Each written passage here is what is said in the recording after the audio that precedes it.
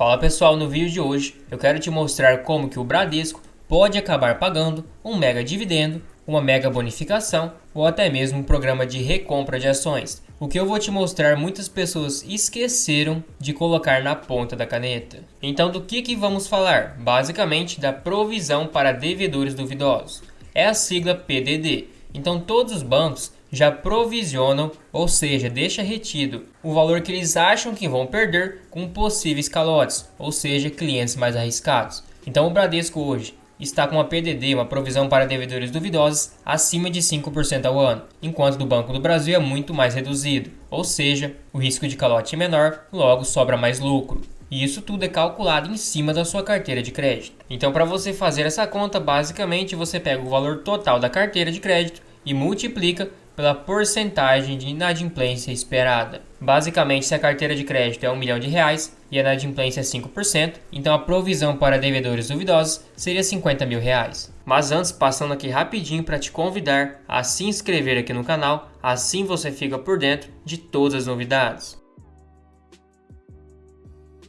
E a provisão para devedores duvidosos em 2023 se encerrou em 39,5 bilhões retidos numa renda fixa para cobrir essas possíveis percas. Ou seja, não é que eles perderam esse dinheiro, mas sim está provisionado. E o esperado para 2024 seria entre 35 a 39 bilhões. Então uma redução comparada a 2023, que era o esperado entre 36,5 a 39,5.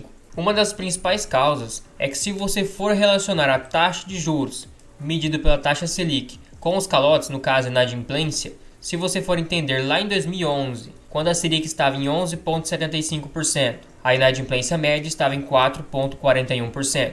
Aí novamente em 2016, naquela época do impeachment da Dilma, quando a Selic também disparou, a inadimplência também estava alta. Aí em 2019 e 2020, quando a taxa Selic estava em 2 a 3%, novamente, a inadimplência estava bem mais reduzida. E como o gráfico só mostra até janeiro de 2022, aconteceu o que nós esperávamos. A inadimplência acabou subindo bastante justamente porque a taxa Selic também ultrapassou os 13%. O que acontece é o seguinte, quando a taxa Selic está mais alta, o custo de crédito do banco também fica maior. Então se ele pega essa dívida, digamos que a Selic esteja 12% ao ano, ele irá repassar a um valor acima, 15, 18, 20% ao ano, para os seus consumidores, para as pessoas que desejam créditos. E como essa taxa de juros é bem mais alta comparada ao passado, o risco de calote é maior justamente por causa que o montante, as parcelas serão maiores, e se a Selic está alta, é sinal que a inflação também não está nada bem. Ou seja, é um cenário perfeito para aumentar o risco de calote. Então a Selic caindo, o banco tendo uma revitalização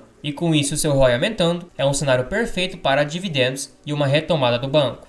E no próprio material divulgado pelo Bradesco, no seu plano estratégico, eles dizem que 2024 é que a expectativa que seja um ano de transição, ou seja, de transformação. Eles têm um plano estratégico de uma magnitude bem maior, sendo que o primeiro passo foi eles fazerem o diagnóstico de mercado do Bradesco, depois elaboraram um plano e agora partindo para a execução. E obviamente todo esse diagnóstico de mercado não foi envolvida somente a equipe de consultoria do Brasil, mas sim de vários países que vieram apoiar e fornecer essa ajuda para o Bradesco. Então esse ano de 2024 provavelmente será um ano para novas mudanças e colheremos os resultados a partir de 2025 e 2026. E esse plano, eles pretendem perseguir ele a pelo menos os próximos 5 anos. Obviamente que quando você faz um plano estratégico, você não faz um plano estratégico estático, você vai alterando, vai revisando as iniciativas e coloca novas metas ao longo do tempo.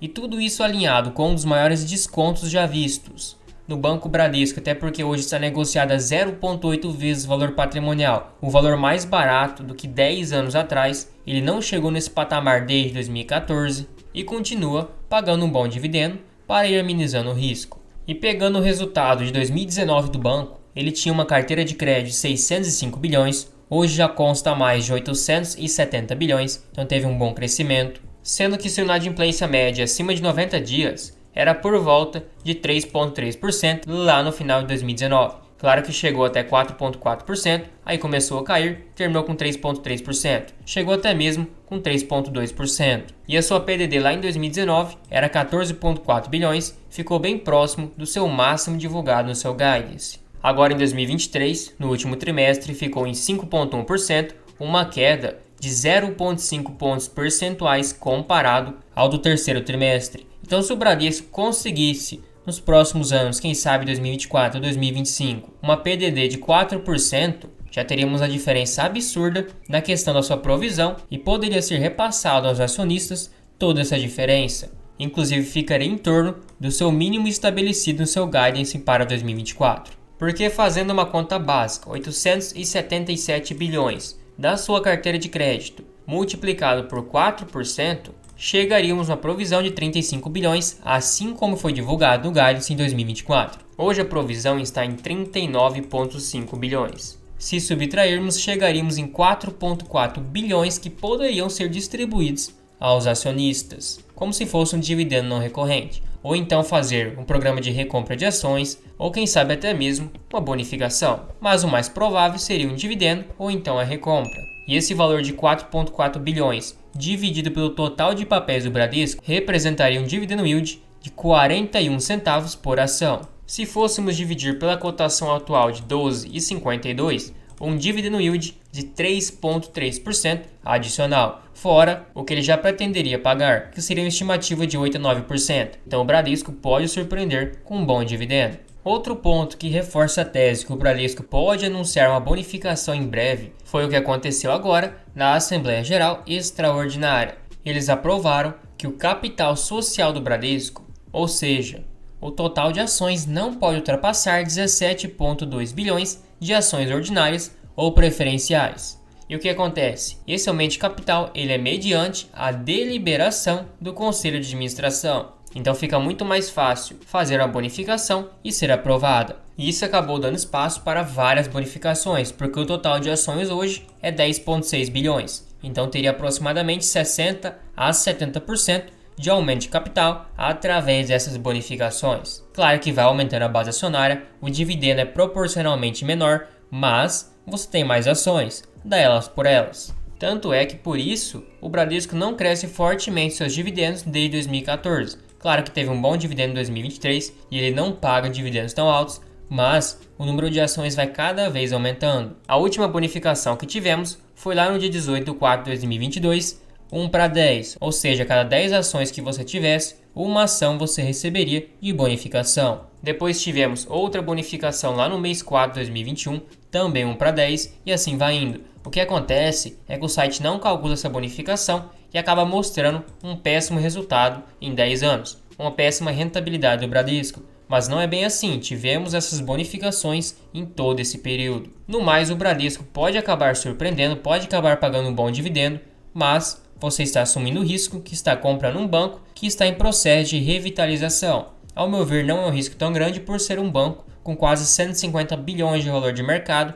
e está presente em todo o território. Claro que ele diminuindo sua inadimplência, tendo uma carteira de crédito mais rigorosa, aumentando o seu ROI e diminuindo a PDD, provavelmente pode pagar sim um ótimo dividendo. E o meu lucro projetado para o Bradesco número 3 é 18,9 bilhões, com 60% de payout. Para 2024, um dividendo de 1,07, sem contar aquele dividendo da provisão para devedores duvidosos se a inadimplência se reduzir. Então meu preço teto seria 17,76, hoje está 12,52, 41% de desconto. Claro que tudo que está mais barato pode ficar mais barato, mas ao meu ver, a tempestade já passou e o Bradesco pode sim se recuperar no médio prazo. Então, uma ótima oportunidade, lembrando que não é recomendação de investimento. E se você quer se tornar um investidor ou uma investidora independente, está aberto o melhor treinamento do mercado. Você aprenderá desde ações, fundos imobiliários, renda fixa e até mesmo tributação com seus impostos nos seus investimentos, além de ter acesso a diversas planilhas, seja de aposentadoria, de valuation, de preço teto de fundos imobiliários e de ações, além de um checklist